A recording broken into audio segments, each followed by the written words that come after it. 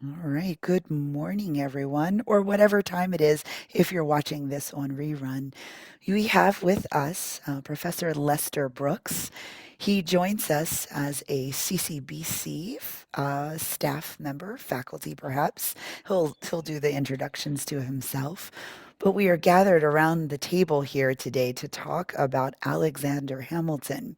Um, what a character in history that has been, dare I say, resurrected in the last decade through Lin-Manuel Miranda's Broadway rendition of Hamilton.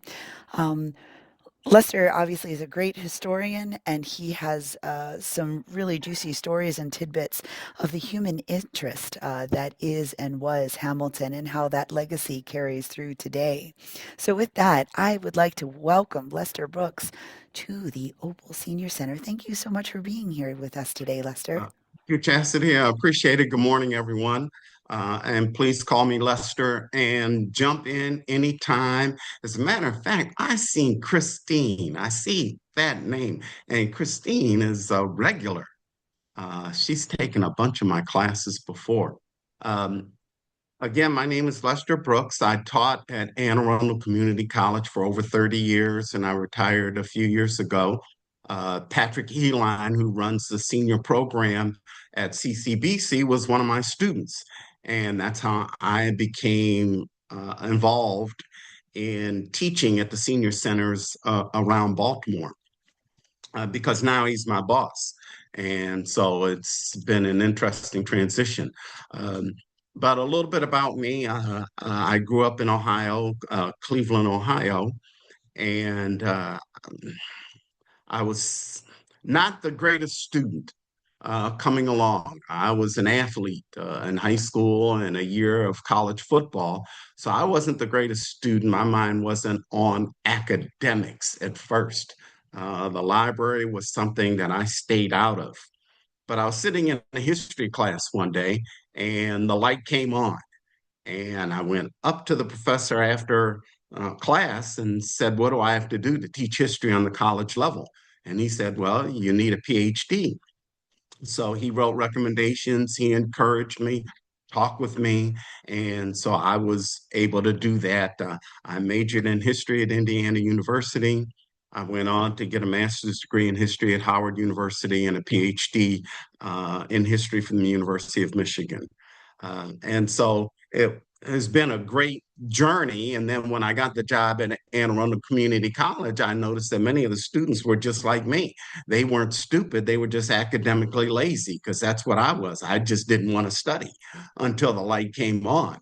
And it was really great to see when the light came on with my students there, because it was just like this blooming and they understood and they wanted to learn. And so it was just great those years at AACC till toward the end, then it sort of wears you down. And so now I enjoy teaching the seniors because they don't whine and complain about grades. There's no exams to grade or anything like that. And I don't have to compete with AI. So I'm having a blast teaching at the senior centers. And I do still teach a Zoom class at AACC where we read a biography of a notable, and that's where Christine we met. That we read a biography of a notable American over a 10-week period, and we talk about that individual. And in fact, we read Ron Chernow's biography of Hamilton on one of the semesters. But we've done a number of individuals. We've read biographies of Jefferson and Madison, George Washington. As a matter of fact, currently we are reading a biography of John Marshall. So a lot of fun doing that. So today, anytime you have anything that you want clarified or you want to join in, please jump in here and make a comment, ask a question, because we want it to be very informal. And with that, let's talk about what I like to do is start off with the personality and give you some indication of what historians and biographers say about Hamilton. Chernow, for example. Here's Chernow, how he has described Hamilton as charming, impulsive, romantic, ambitious, witty, dashing, headstrong, a touchy ego, querulous, habitually whining and complaining, fretful, combative. Listen to this, affected by the stigma of his illegitimacy,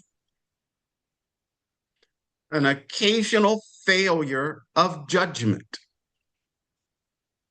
Listen, George Washington. George Washington says, quote, that he is ambitious, I shall readily grant, but it is of that laudable kind which prompts a man to excel in whatever he takes in hand.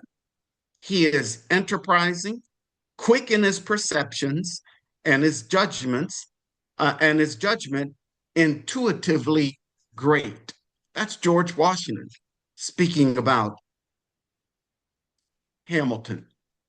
Gordon Wood, my favorite historian of this period, says Hamilton was extremely high strung, had an arrogant nature, was a hard headed realist,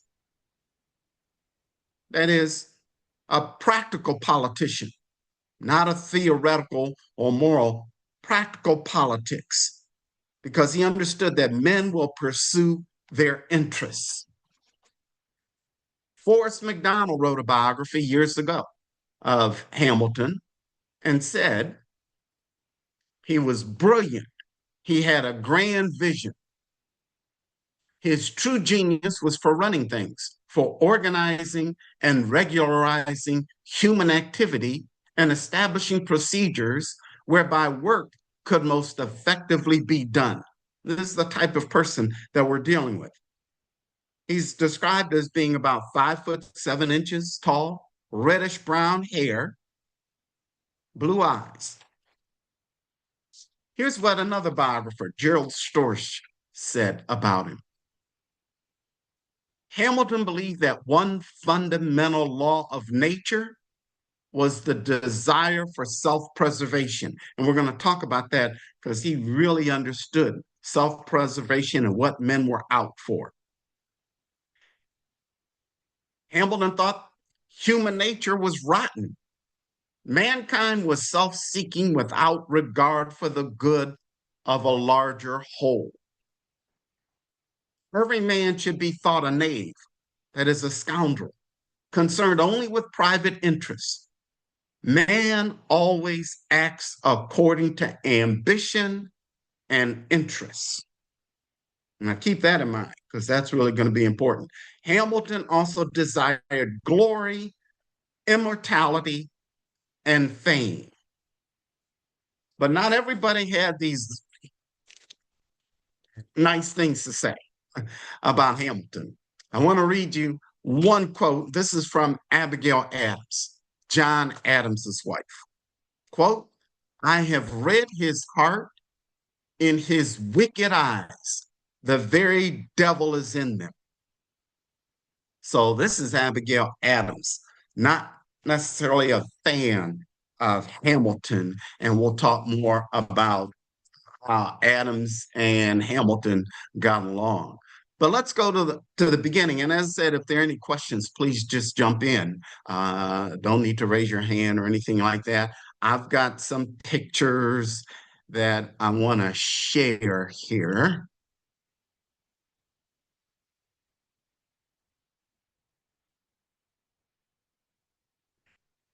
Okay, so there's Hamilton, and I want to show you a couple of just to get an idea of. So here's one rendition of Hamilton. Here's another. Right? First of all, they're not sure about his birth year. Usually you hear 1755. Here's another painting.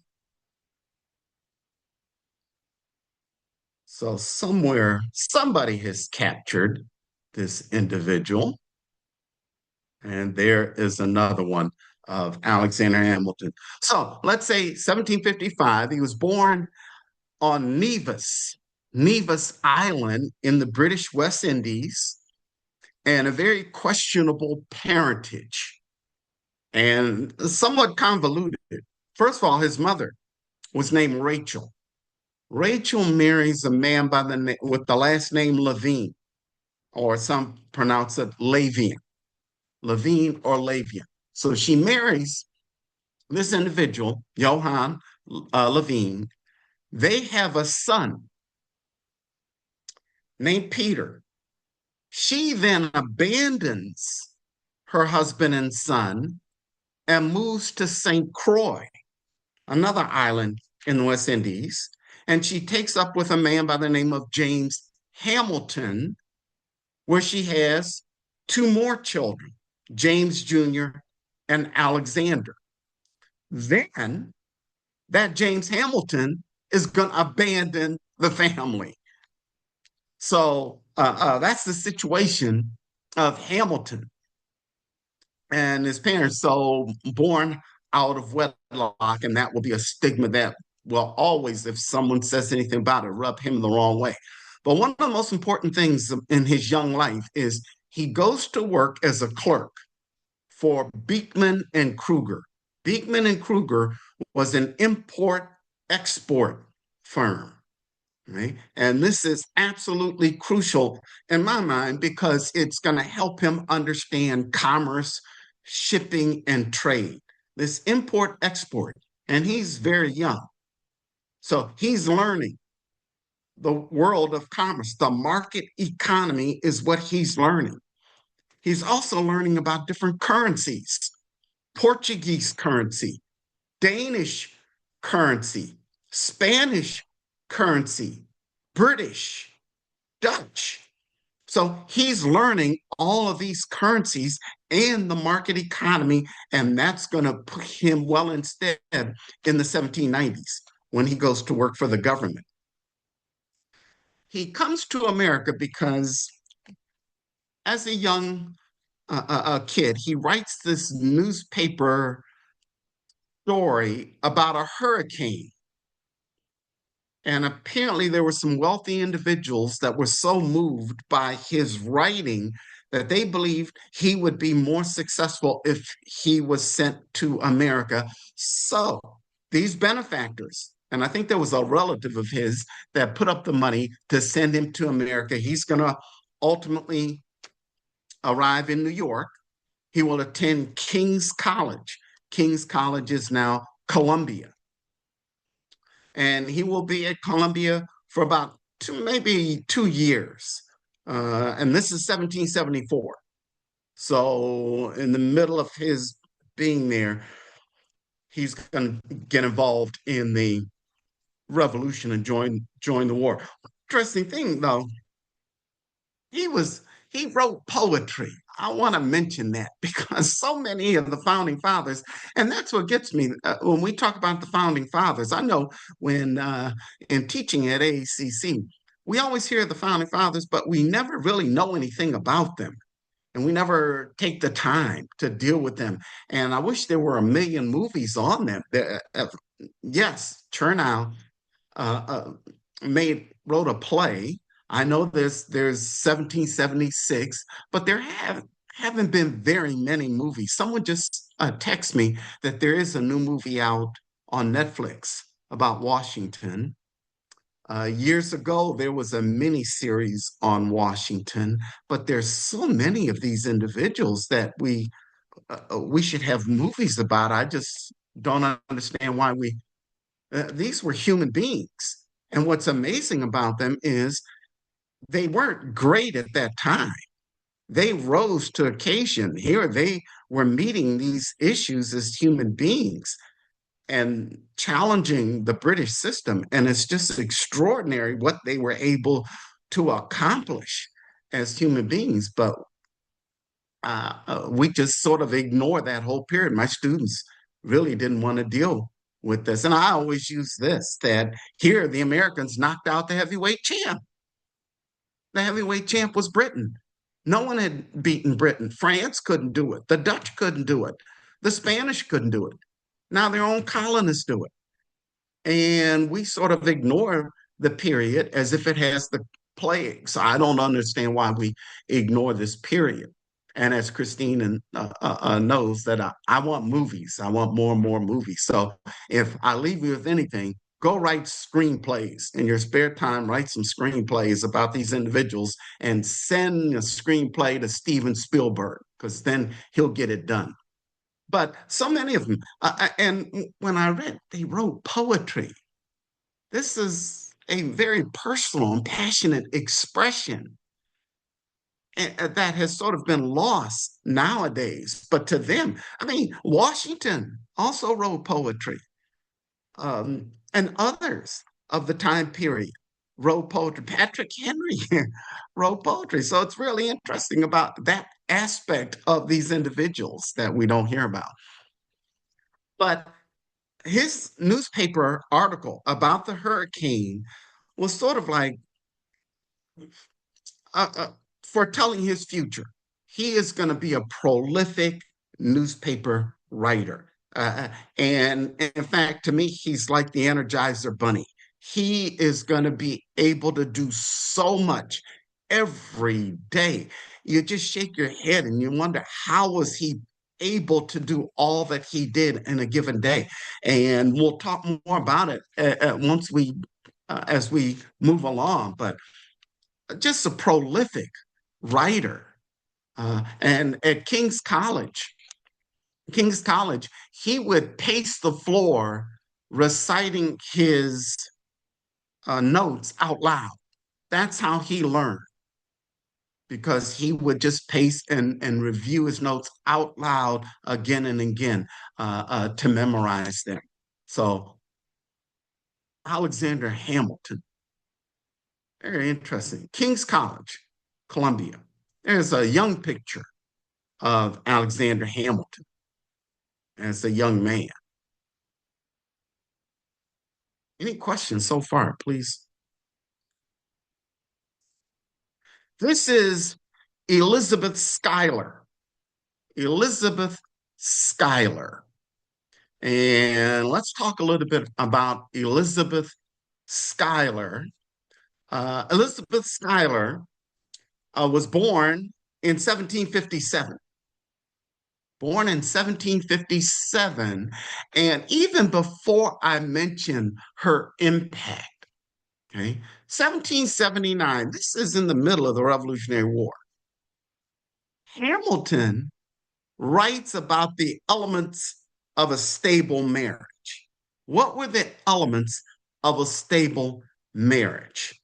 Okay. So he's in his young 20s, and he says, listen to this, she must be young, handsome. I lay most stress upon a good shape, sensible. A little learning will do. Notice that, a little learning will do.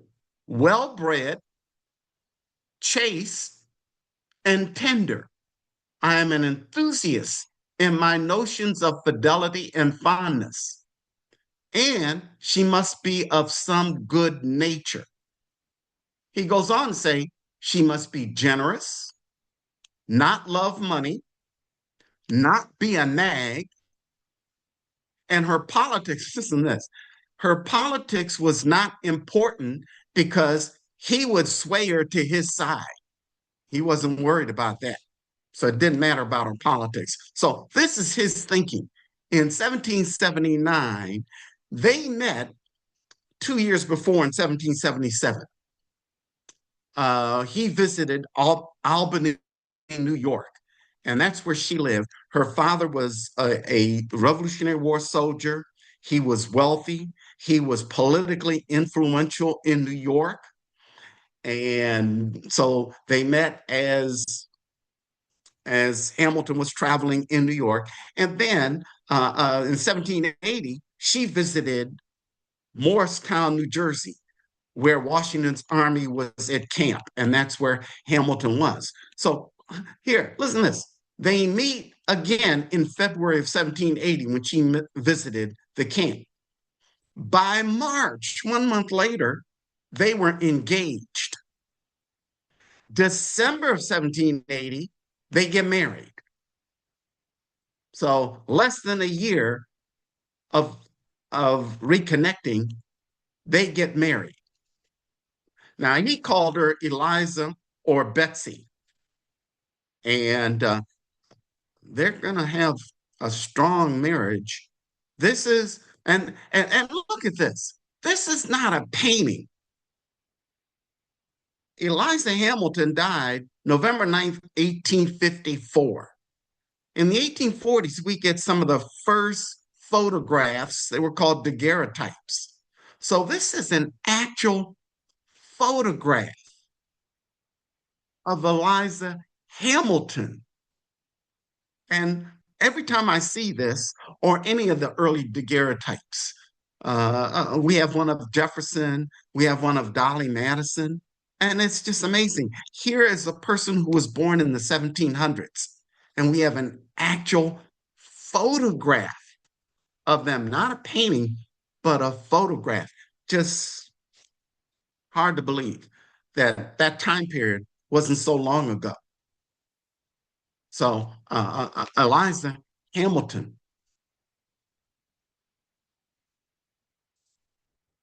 this is another, now, this is a painting.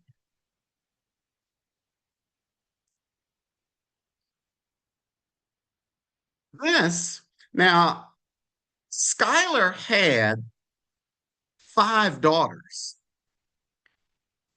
and this is one of Eliza's older sisters, Angelica Schuyler. And she was perhaps, as a matter of fact, this is what Chernow says about Angelica. He described Angelica as attractive, sophisticated, even more so than Eliza, a playful seductress, loved to engage in repartee, discuss books, talk about current affairs, was fluent in French. And if you read a biography of Thomas Jefferson, when she meets Jefferson, she overwhelms Jefferson. He is amazed at Angelica Schuyler. Turnout says that Angelica was more Hamilton's counterpart than Eliza. Hamilton was, listen to this word, beguiled. Hamilton was beguiled by Angelica, a friendship of unusual ardor, says Chernow. Some assume they were lovers. Well, who knows? You know, that's speculation. We don't know about their relationship, but they were very close. So this is her older sister. Now she marries a man by the name of John Church, who became wealthy during the Revolutionary War as a merchant, and they will move to England, to Europe for a long period of time. But the Schuylers, so Angelica. And you read about her, as I said, with others, because they apparently, she was really captivating to individuals. There's the father, that's Philip Schuyler.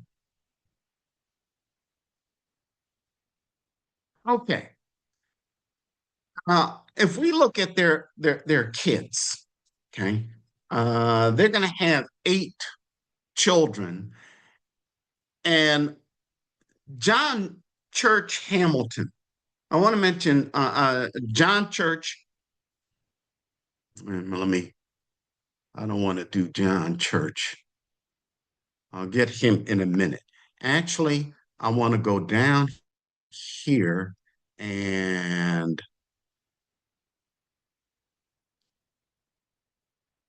okay. This is Philip.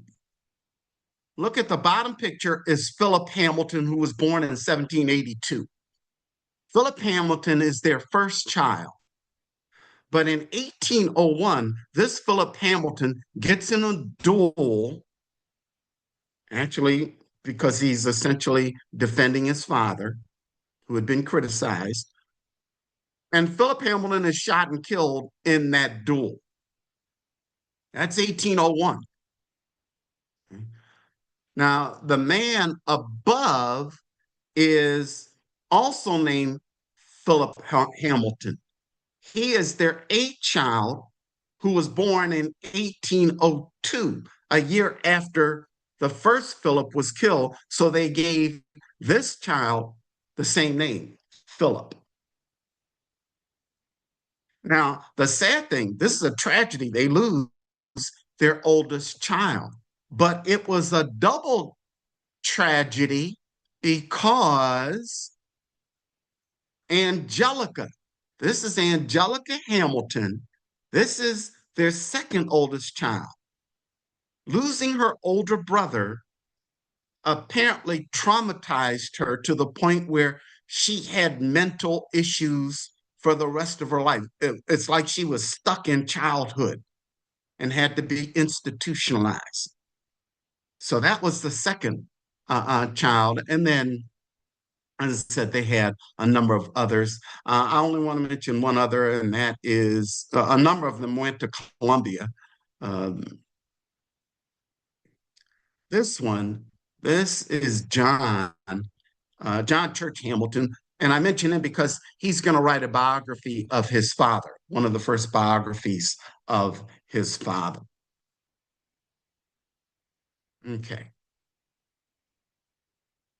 Very interesting. Let's see. This is a man by the name of Robert Troop. This is his roommate at Columbia, at King's College, his roommate and lifelong friend. And Robert Troop will become a lawyer. In fact, he will be the executor at Hamilton's death. He will be the executor of Hamilton's will. They even start a club while they're at King's College, a study group. But a very close friend who was orphaned at a young age, and they sort of bonded together. And then the other close friend of his at King's College was this man, Edward Stevens. Edward Stevens actually was born in St. Croix, and they go back that far. In fact, there's some suggestion that Edward Stevens' father was Hamilton's father, but again, there's all sorts of speculation about that. But Edward Stevens also went to King's College at that time. He was part of that study group. Later, he'll become a physician. In fact, he will take care of the Hamiltons in the 1790s when a yellow fever outbreak takes place. So, again, two lifelong friends of Hamilton's. If we go to the now, all of you know George Washington. So, if we go to the war, okay, uh, April 1775, as you all know, was Lexington and Concord, and that hit Hamilton. Hamilton immediately wanted to join a militia, a local militia unit. He started to study military treatises.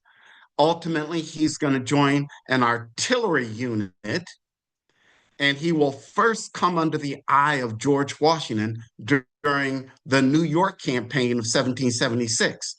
When the British are pushing Washington's army around New York, they push him off Long Island, and ultimately he will sort of notice Hamilton and his artillery unit at the defense of Harlem Heights. That's when he will first begin to notice him. The famous Battle of Trenton in December. All of you are familiar with the Battle of Trenton in December of 1776 when Washington crosses the Delaware on Christmas, which you're not supposed to do. You're not supposed to essentially fight during a holiday or in the winter. You go into winter camp and wait for spring, but the Americans didn't do that. Well, Hamilton is actually sick and has to get off of his sick bed to join in that battle. And it was an extremely important battle because Washington had been kicked around, out of New York, had been pursued through New Jersey, and needed a victory to again build up the morale of the Americans. And he gets this big victory at Trenton. So, very important. and Hamilton participated in that Battle of Trenton. And it's after that, in January of 1777, that Washington asks Hamilton to join his staff. So now he's going to join the staff of George Washington. And one thing that he's going to bring to the table is he was a brilliant administrator. Hamilton was absolutely brilliant at being an administrator. It also helped that he was fluent in French. And once the French get in the war and Washington is going to need someone to translate, he's going to have Hamilton to do so. And so again, Hamilton as an aide began to, and he could like think for Washington. He was brilliant at writing orders and being the liaison between Washington and subordinate staff and other officers. And Hamilton didn't seem to back down or wasn't intimidated by any of the other generals. If need be, he could let them have it. So this was Hamilton. Now, when he joins the staff, there are two other young individuals that'll be sort of like almost the Three Musketeers. This is the Marquis de Lafayette, very young, comes from France, and he and Hamilton will get along. And the third one is this man, John Lawrence from South Carolina. And the three of them will be like brothers throughout the war. And they all serve on Washington's staff. So, just brilliant individuals. If we look at one of the things I want to mention, listen to this. This is Hamilton and his view of George Washington. He had misgivings about George Washington's military leadership. So he saw the weaknesses of Washington as a leader. But one thing that he didn't do, he would never openly criticize Washington because he knew Washington's significance, that he was so important to the American public. So he never said anything wrong. Now, they had their issues behind closed doors because Hamilton, it was hard for him to take orders from someone else. But he did look upon Washington as a very important individual and understood the significance of Washington.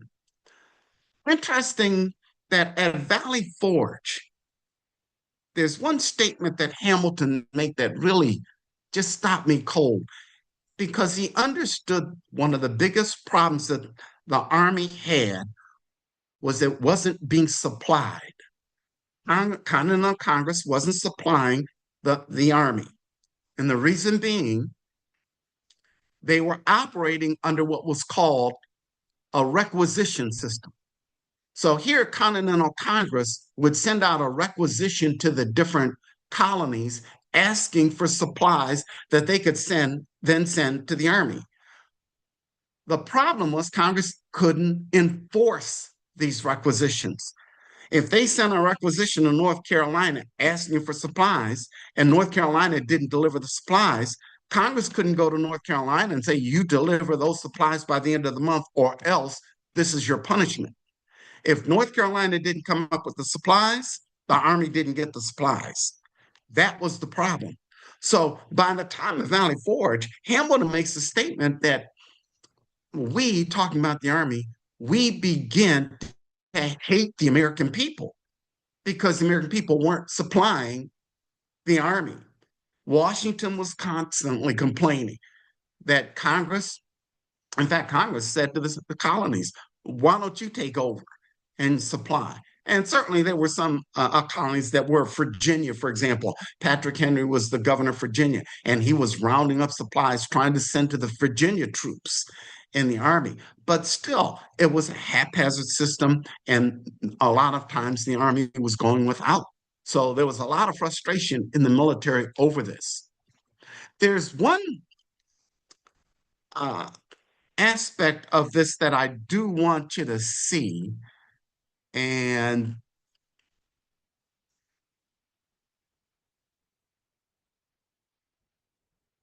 let me try and show this to you. Uh, can you see this? This is a letter to John Jay. Hopefully it's visible. Let me know. Shout out if you can't see it. But this is a letter Hamilton writes to John Jay. Now, later, John Jay will become the first Chief Justice of the Supreme Court. But right now, he is a member of Continental Congress. And Hamilton is talking about his fellow staff member, John Lawrence. Okay, Colonel Lawrence, he says, is heading to the South to raise two, three, or four battalions of Negroes. Now, that's the problem right there. Should blacks be involved in the war? When George Washington went up to Boston and first took over the troops that were there, he saw that blacks were among those troops. Now, coming from the South, a slave society, that didn't set well with Washington. So he said, okay, those that are here, let them stay, but let's not have any more blacks enlist in the troops. And Congress went along with that. However, the British, for example, there was a Lord Dunmore, a British general, who opened the enlistments to the British and said that any slave that came to fight with the British would gain their freedom. Now, what should the Americans do? Well, here is Hamilton. Now, he's writing Jay saying we need to support Lawrence in what he's attempting to do because he's going to try and raise a battalion. Okay. So he goes on. He says, let me see. Let me go down here. I frequently hear, this is Hamilton speaking, I frequently hear it objected to the scheme of embodying Negroes, that they are too stupid to make soldiers. This is so far from appearing to me a valid objection. He says this isn't valid, that I think their lack of cultivation for their natural faculties are probably as good as ours, joined to that habit of subordination which they acquire from a life of servitude will make them sooner become soldiers than our white inhabitants. He's saying the black soldiers will make the blacks coming in will make good soldiers quicker than whites because they're used to taking orders as slaves, because they're used to being insubordinate. And that's what we want our soldiers. That we want them subordinate and taking orders. So he's trying to justify this idea of Lawrence recruiting blacks. He says, the contempt we have been taught to entertain, we have been taught to look down on blacks, makes us fancy many things that are founded neither in reason nor experience, when we really shouldn't look down on them. But it should be considered that if we do not make use of them, as if we don't include them in our enlistments, the enemy probably will. So if we don't make use of them, the British certainly will. And that the best way to counteract the temptations they will hold out, the best way to counteract what the British are holding out, freedom, in order to counteract that, will be to offer that ourselves. We have to offer freedom and let them come and join. An essential part of the plan is to give them their freedom with their muskets. This will secure their fidelity, animate their courage, and I believe will have a good influence upon those who remain by opening a door to their emancipation. So this is Hamilton supporting the use of Black troops, and there will be Black troops. And so it will be an integrated army in the Revolutionary War, which will not happen again basically until the Korean conflict of the 1950s because the Army will be segregated after, after that. Now, if we look at Hamilton at Yorktown, he's going to become a hero because in York now he does have that famous in 1780, early 1781. He and Washington have that big argument that well, basically they're at the headquarters. Hamilton is heading downstairs with some documents to take care of some business. Washington is heading upstairs and he says, I need to see you. Well, Hamilton is already trying to do whatever he's doing. And he goes down, and apparently Washington gets angry that Hamilton is keeping him waiting. And so there is this argument, and essentially Hamilton wants to leave. First of all, he's tired of being on the staff. He wants to actually fight.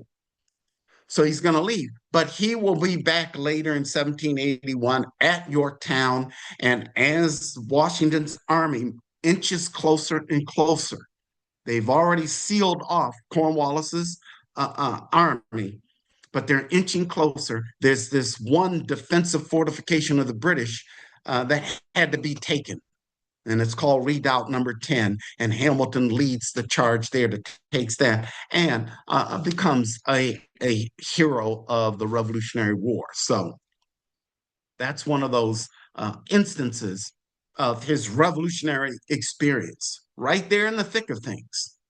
But the relationship between he and Washington were really strong, despite this argument. There was still a lot of respect that Hamilton had for Washington and Washington had for Hamilton. Um, so that was the revolutionary experience that he had. Any questions before we move on here? Okay, let's see. In the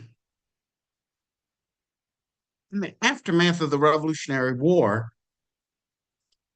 in the 1780s, Hamilton joins the Confederation Congress. So let me explain this. The Confederation Congress. In 1781, we get the first Constitution of the United States. It was called the Articles of Confederation, even though, and it goes back to 1776. In June of 1776, two committees are formed by Congress.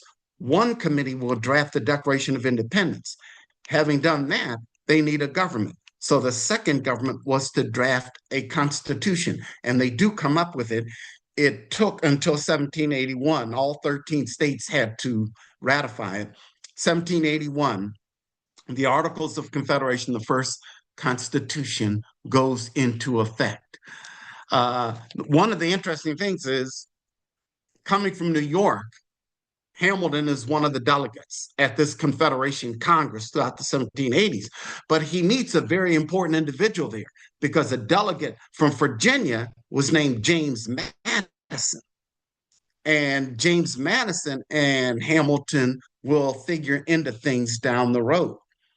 Uh, if we look at the 1780s, increasingly, things don't go so well in under this Confederation government.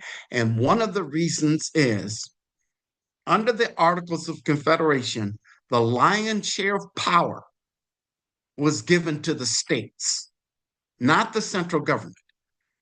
And the reason being the Revolutionary War. In the Revolutionary War, they fought against this strong central government, Great Britain.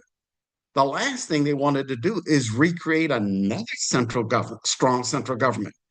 So what they did under the Articles, they gave the states, essentially the states were independent. This was a league of friendship is what they established, 13 separate entities. But throughout the 1780s, they were realizing that wasn't working. And I'll give you one reason why. This Confederation Congress was still using requisitions.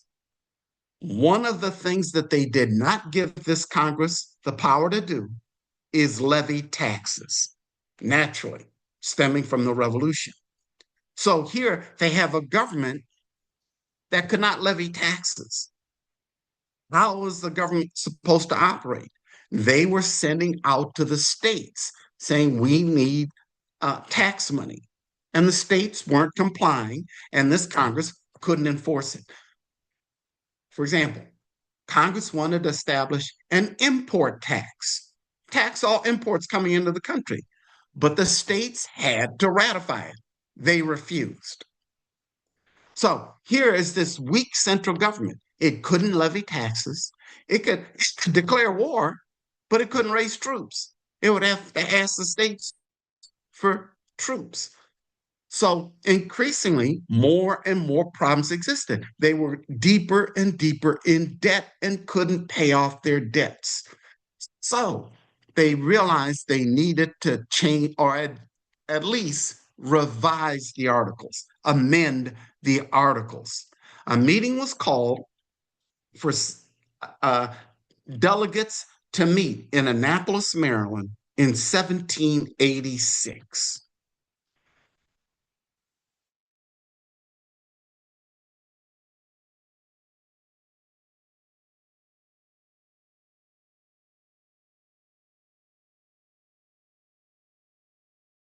And to really conduct any business. The Maryland delegates didn't even show up in Annapolis to conduct business. So it was Hamilton, along with Madison, who urged that another meeting be called to meet in Philadelphia in 1787. And that's where we're going to get the Philadelphia Constitutional, the Philadelphia Convention of 1787. And they will eventually get delegates, enough delegates, and what the outcome will be the Constitution that we live in today. I might also say by this time, Alexander Hamilton has studied the law. He has passed the New York bar. So he is a lawyer throughout the 1780s. Interestingly enough, one of his close rivals as a lawyer in New York was none other than Aaron Burr. Aaron Burr was another lawyer who sometimes opposed Hamilton in court. Sometimes they were on the same legal team in New York. They dined at each other's homes. So this is Aaron Burr and Alexander Hamilton. But as you well know, we'll come back to that.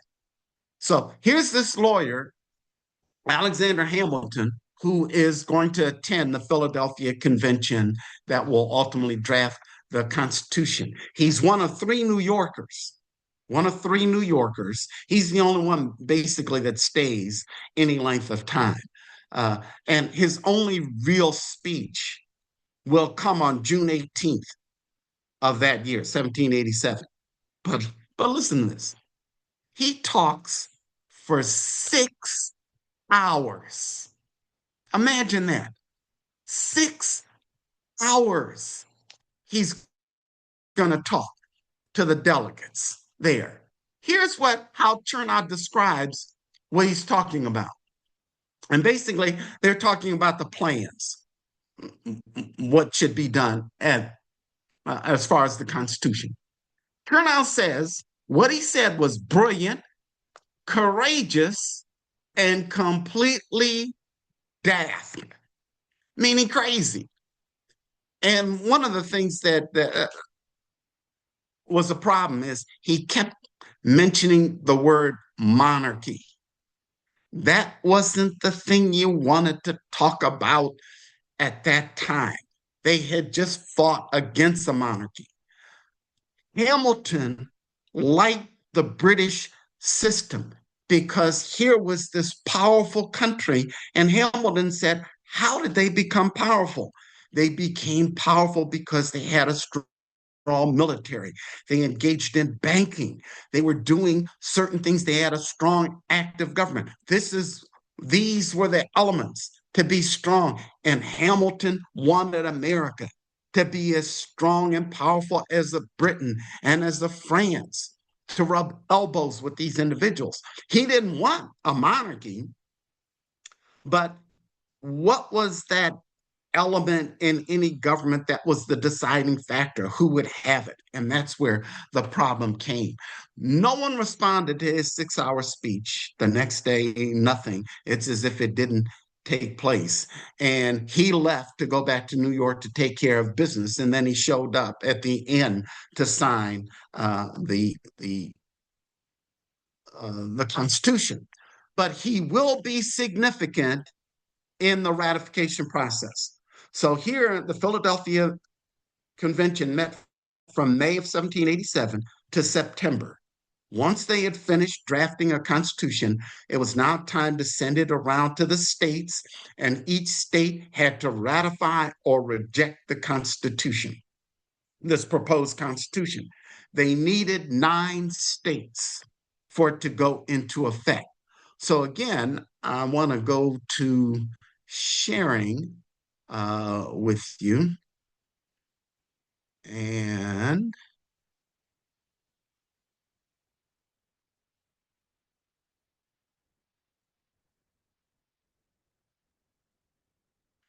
okay. So if we look at the ratification process, Hamilton gets the idea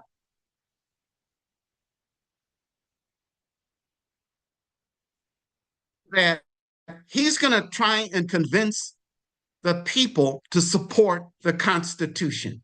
In each state, there are going to be 2 groups that will form. One group will be called the Federalists. They support adopting this proposed Constitution. The opponents who do not want to ratify, they want to reject this proposed Constitution, were called the Anti Federalists. And so in each state, you get these 2 groups that form. So in New York, this is the situation that Hamilton will find himself. So he wants to write a series of newspaper articles that will analyze the Constitution, explain the Constitution to the people, and show them why it's important to support this new Constitution. What will come out of it is called the Federalists or the Federalist Papers. But he needed help to write these articles. And he contacts John Jay, who was also from New York, and he contacts James Madison, his friend from Confederation Congress. So the 3 of them are going to write these articles in a New York newspaper. And when they get about 85 of them, they put them together and publish it, and it'll be called the Federalist Papers or the Federalists. Now, John Jay doesn't write many. He writes about 5 of them because he gets sick. And once he gets sick, he has to drop out. So it will fall to Madison and Hamilton. Hamilton wrote most of them. And as I said, he was a prolific writer. And they're churning these articles out in the newspapers. And when we get to the ratification process, as I said, each state has a convention and they're going to debate the Constitution. And there are all sorts of tricks. For example, in New York, Hamilton makes sure that they're going to talk about this proposed Constitution phrase by phrase. They're not going to just vote it up or down in one setting. He wants Hamilton's strategy was to drag this convention out as long as possible. Why? He wanted to make sure that 9 states would have already agreed to the Constitution. Because if 9 states had already agreed, that meant this new Constitution would go into effect and it would put more pressure on New York. He was worried that New York wasn't going to ratify the convention because the governor, a man by the name of George Clinton, was against the Constitution. He wanted to reject it. And the governor was very strong and very powerful. And he had a lot of supporters. In fact, it gets a little bit rough in New York for Hamilton because Clinton's supporters went after Hamilton and started criticizing him. Listen to this. For example, pro Clinton supporters portrayed Hamilton as, quote, Tom Shit. Yeah, I said it. That's what they called him. Uh, uh, that's what they called him. They were calling him all sorts of things. They described him as a muskie, meaning he was the offspring of a white person and a mixed, what they called a quadroon, mixed race person. And again, they were questioning his illegitimate birth. They also called him a British lackey. So the politics were pretty rough at the time in the New York Ratifying Convention, but he was going up against the governor. So again, he was writing the Federalist Papers to try and convince New Yorkers to support it. Now, ultimately, the Federalist Papers will be sent around to some of the other states, and it will influence some of the later states um, with regard to ratifying the Constitution. But and I always say this about the Federalist Papers. Here's my key advice. If any of you are having sleeping problems at night, make sure you pick up this book. You don't need any medicine. You don't need to take any pills. Get this book because it's in any bookstore. You won't get through one page and you'll be asleep. It is some of the driest writing known to mankind. Now, there are diamonds in it. I mean, it's really, there's some brilliant writing but it's constitutional stuff. Oh my God. It's like being in a desert. And every now and then you find the oasis, but to get to that oasis, it's some dry stuff. So, for example, this is the first Federalist, and this is Hamilton who's introducing what he's trying to do. The subject speaks its own importance, comprehending in its consequence nothing less than the existence of the union. This is how important what we're doing. We want this union to exist. And to exist, you need to support this Constitution. So that's what he's talking about in this first one. Yes, my countrymen, I own to you that after having given it an attentive consideration, I am clearly of opinion it is your interest to adopt it.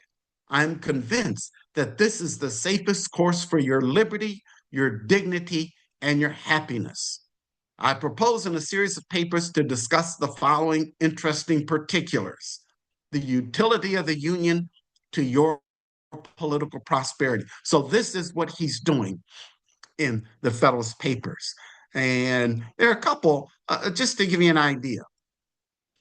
Uh, for example, in Federalist number 69, so in that newspaper article, number 69, and I mean, some of these were hot off the press. It's like the newspaper agent was standing right there as Hamilton is writing, and he puts that period on and gives it to the agent who runs it to the newspaper to get it published. I mean, that's how little time they had. Here, he's comparing the executive with the king. What's the difference? Okay. For example, if we look at that third paragraph, the second paragraph, the magistrate is to be elected for 4 years. That is the president for 4 years, and is to be re-eligible as often as the people of the United States shall think him worthy of their confidence. In these circumstances, there's a total dissimilitude between him and the King of Great Britain, who is an hereditary monarch, possessing the crown as a patrimony descendable to his heirs forever. So, in this, he's trying to compare. Look at what we have compared to what they have in Britain, and why our system is better, because we, the people, decide on our ruler. The president of the United States would be liable to be impeached, says the next paragraph, tried, and upon conviction of treason, bribery, or other high crime or misdemeanors, removed from office. That's our system. And would afterwards be liable to prosecution and punishment in the ordinary course of law. The person of the King of Great Britain is sacred and inviolable. There is no constitutional tribunal to which he is amenable, no punishment to which he can be subjected without involving the crisis of a national revolution. So, in this, he's trying to explain why our system, the system that was produced in Philadelphia, is better than the British system. So that's what he's trying to do there.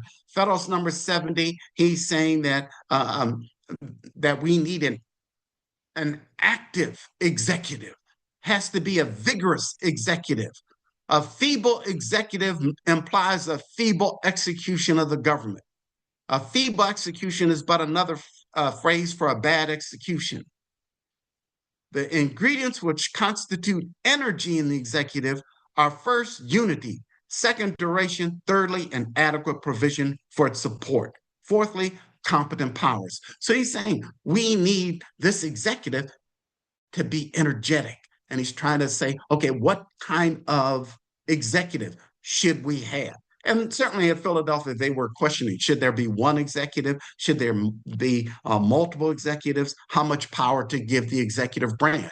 And he's speaking to that as well. So again, the Federalist Papers, and he's the primary person responsible for that. And again, he gets Madison and Hamilton involved. Okay, one of the key things is the 1790s. If we go to the 1790s, what's crucial to understand, and let me stop sharing here for a second. A couple of things come out in the 1790s. Uh, Probably the key thing is the origins of the first two political parties. The first two political parties. Now, they are young, they're not as sophisticated and as they are today. This was a new thing for people to have political parties. They didn't understand what we understand. They didn't understand that if you lose an election this year, in 4 years you can run again. That's not what history taught them. History taught them if you're the power in, if you're the group in power and you lose power, you're done for. It's over. So they didn't have that history that we have. So it's early on in the political aspect here and the birth of these political parties. Now, I want to start, if we look at the election of 1788, when George Washington is first elected, Hamilton is going to get involved in that election.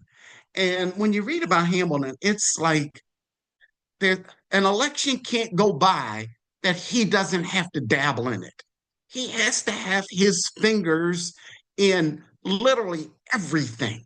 And if it's an election, he's going to be tampering with it. In this election of 1708, his fear was make sure that John Adams doesn't overcome George Washington to be president in the Electoral College. Electoral College, they decided at Philadelphia, is how the executive would be elected. Okay. The Electoral College meant this. In the Electoral College, the electors got to cast two votes. Two votes. They would total up the votes. Whoever had the highest number of votes became president. Whoever had the second highest became vice president.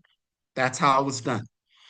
And so Washington, unanimous votes. But Hamilton was unsure. He just wanted to make sure Washington won the election. He did. Adams does not get as many votes as he thought he deserved, but he didn't know at that time that Hamilton had told electors, hold your vote for Adams, which several did.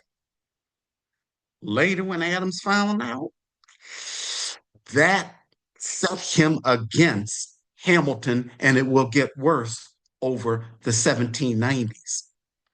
If we look at the political parties, though, there are going to be two essential reasons that we get the political parties. One will be Hamilton's programs. Okay, we've got a new government. George Washington's president. The vice president is John Adams. Secretary of State is Thomas Jefferson. Secretary of the Treasury is Alexander Hamilton. And look what is said to Hamilton. Essentially, put the country on a sound financial basis. As Secretary of the Treasury, put the country on a sound financial basis. Now, one thing, as I said, he's got his fingers in everything. He believed because money was involved in everything, he had a right to tamper in every department. The Secretary of State's department, the Secretary of War, he tampered with everything because everything was involved with money. As I said, amazing. And a law practice too. Okay. So, as Secretary of the Treasury, he's going to come up with a number of programs that are going to be controversial because taken together, his programs would strengthen the central government. And that's the issue right there. Jefferson and his supporters were very wary about a strong central government that could abuse its powers. So when they looked at Hamilton and his programs, they were against it because it was strengthening the central government. But Hamilton believed that in order to be a great nation, the central government had to be strong. Okay, to solve the finances, Hamilton comes up with three programs. Funding. He had to fund the national debt. America was in huge debt, how to pay it. Hamilton understood they couldn't pay off their debt right away. What needed to happen is they needed time. So, what Hamilton does is he issues brand new IOUs. So, all the creditors that had loaned the country money, he issues brand new IOUs and he says, give us time to pay off what we owe you. And if you do, we will give you 6% interest, meaning they're going to get more money back than they originally loaned. But he's creating a long term debt and he's solidifying the credit of the country because as long as they're paying off, creditors are willing to loan the country more money. So that was his funding scheme to ease the debt repayment of the country. Second program was called Assumption. His assumption plan was the government would assume the Revolutionary War debts of the states. Think about that. If Virginia still owed the Revolutionary War debt, Hamilton is now saying the federal government will pay that, not Virginia. But let's think about Hamilton's thinking.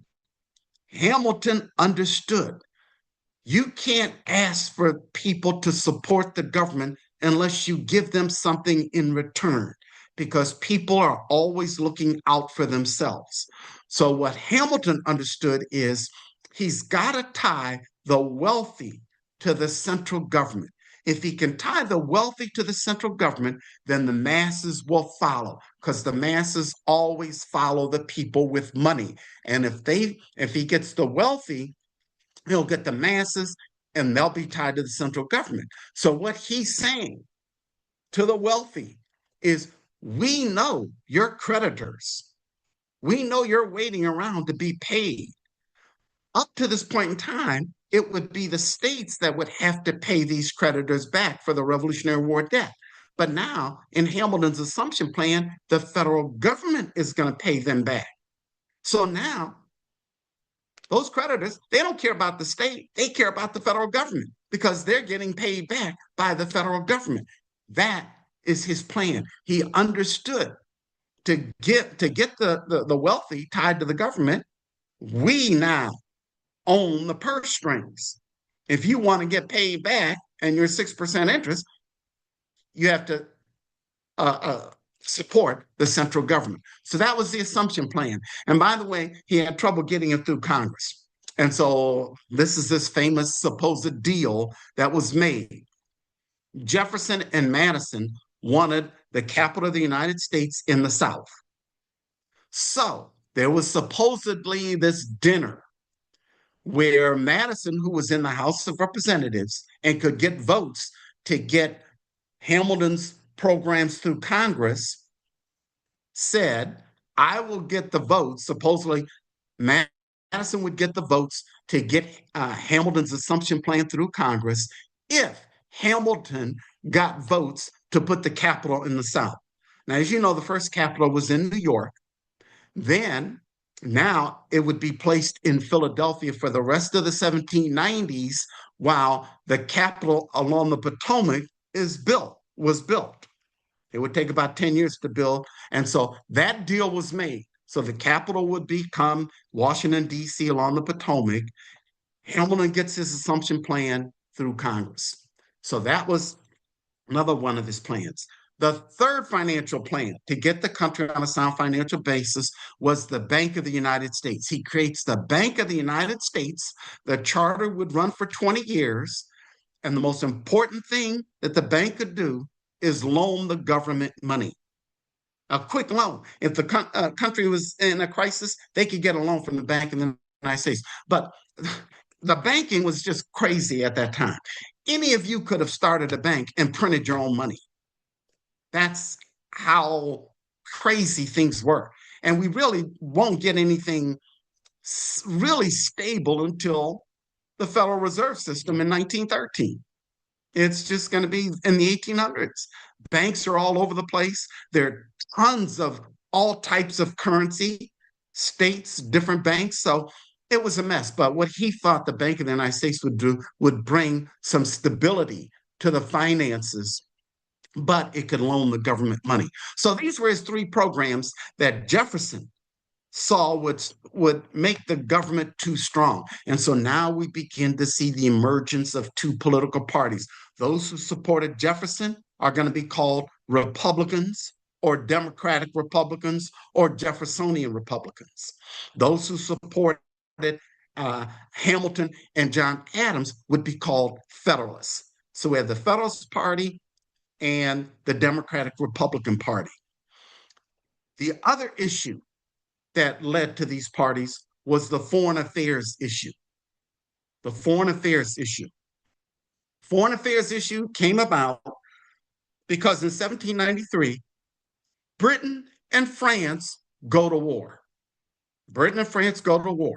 The question is, whose side would the United States align itself with? That was the question. And here's the problem.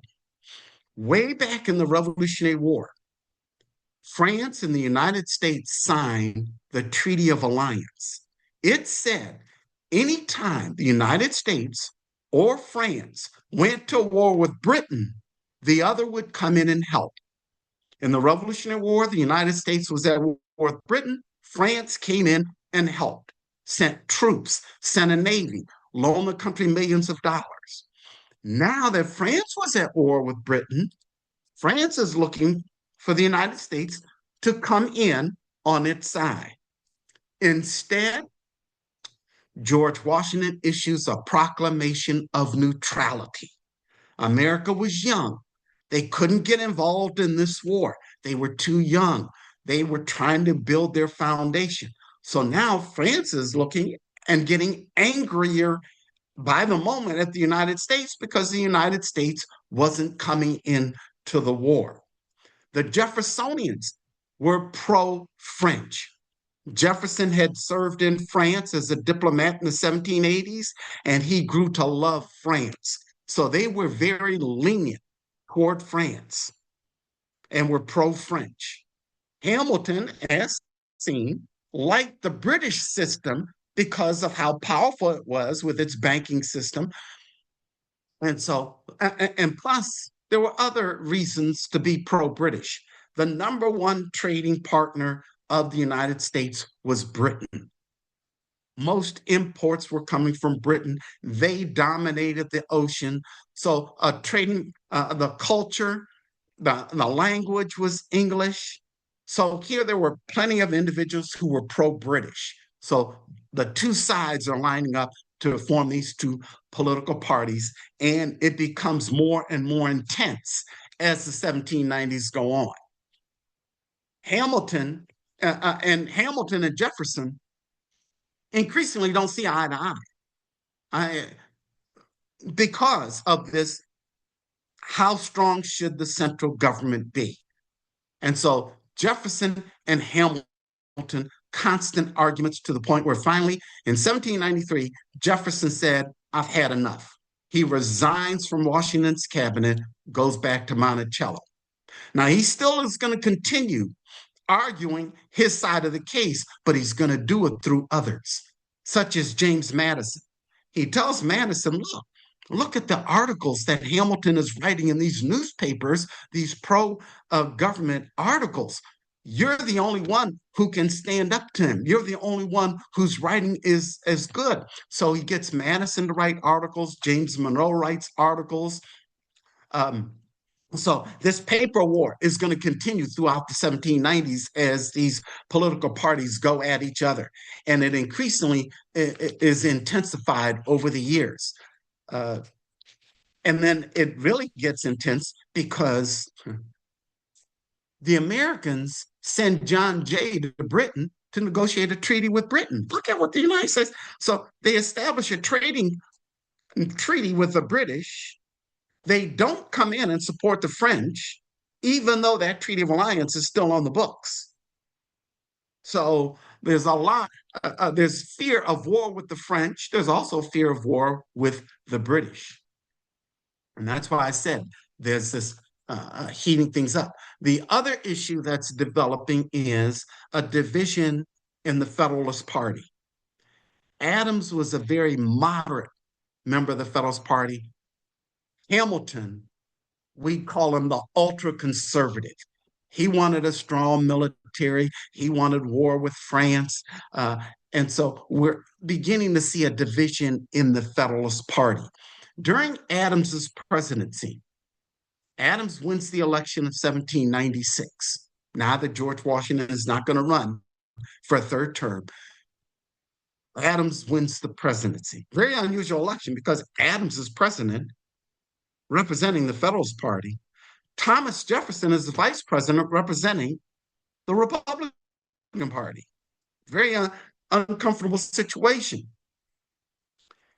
Adams wants to send diplomats to France. He wants to avoid war with France. And so he's able to do that through diplomatic negotiations.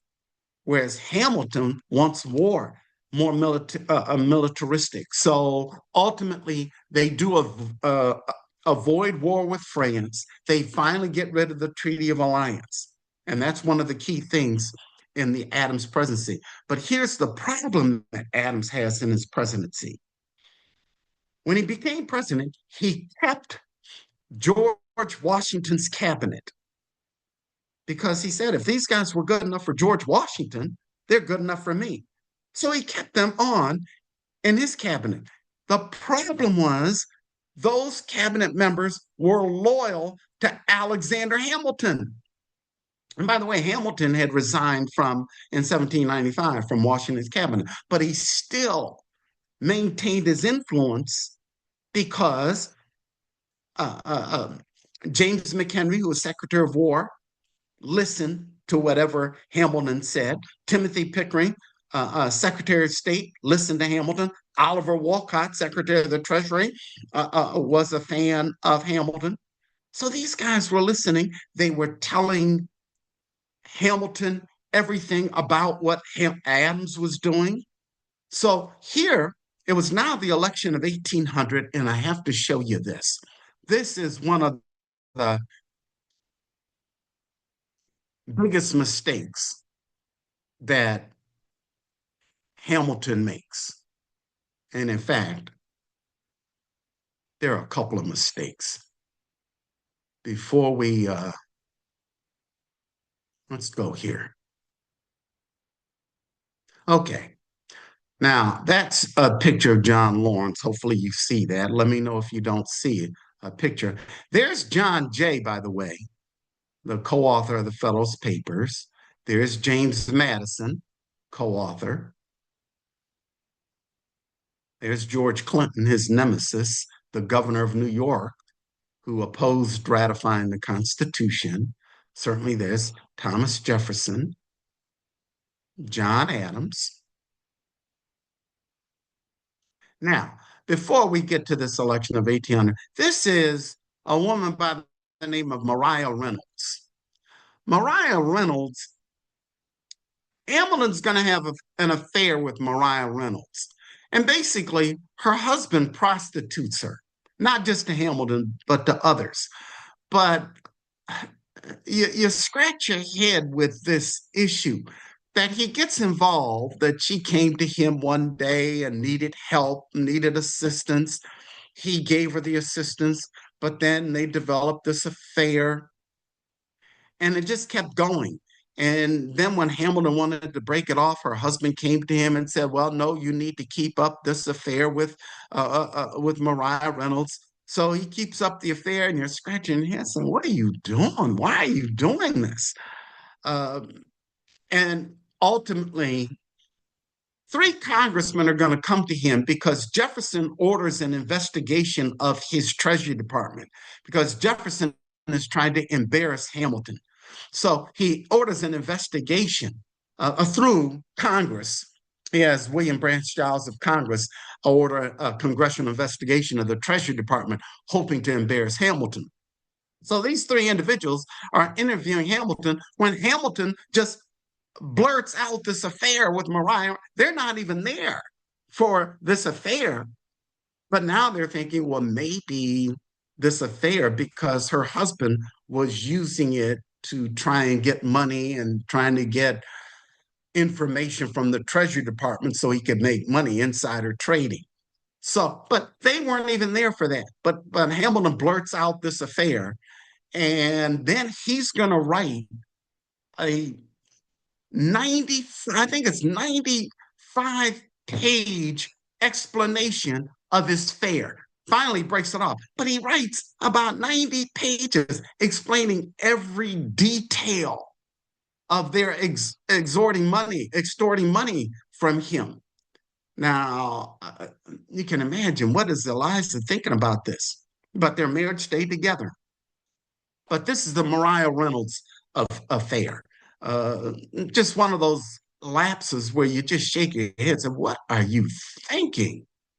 Okay, this is Timothy Pickering, Secretary of State, who was under George Washington, but was loyal to Alexander Hamilton and was John Adams's until Timothy Pickering. Adams finally wakes up and realizes that Pickering is loyal to Hamilton. And by this time, Hamilton and Adams despise each other. Adams fires Timothy Pickering. And here's James McHenry, Secretary of War, and Adams will fire James McHenry as well.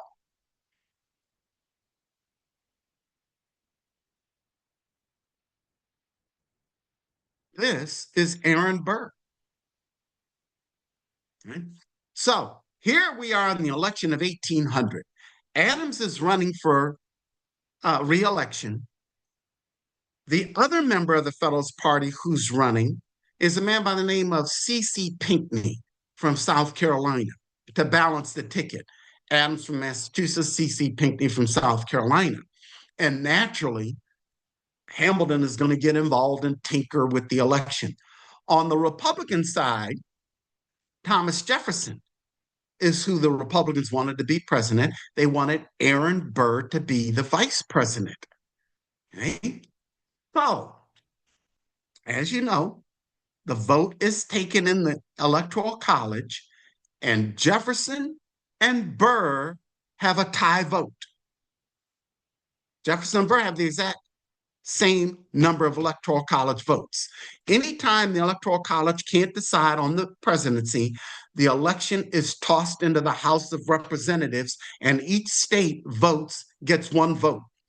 So they voted. They went through the balloting. Neither Burr nor Jefferson got enough votes. So they had to ballot again.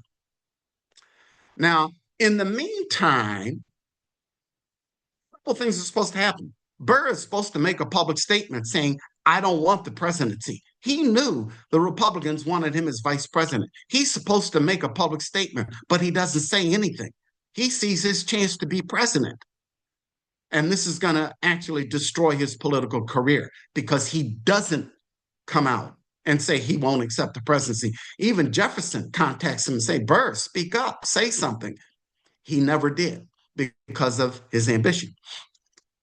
Ultimately, it took 36 ballots before Jefferson finally won enough votes to become president of the United States.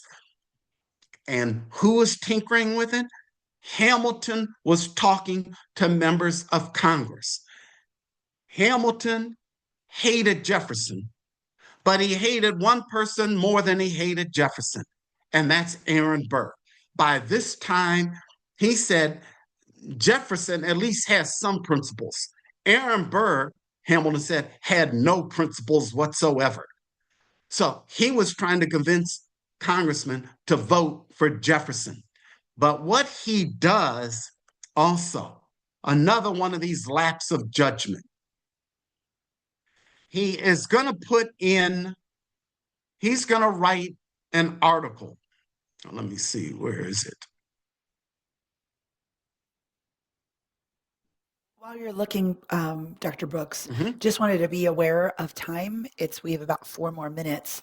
And Okay, I wanted to make a summation while also be able to answer any questions, since this is obviously, many years worth of history in absolutely. 90 minutes. And it's hard, but if I could, oh, here we go.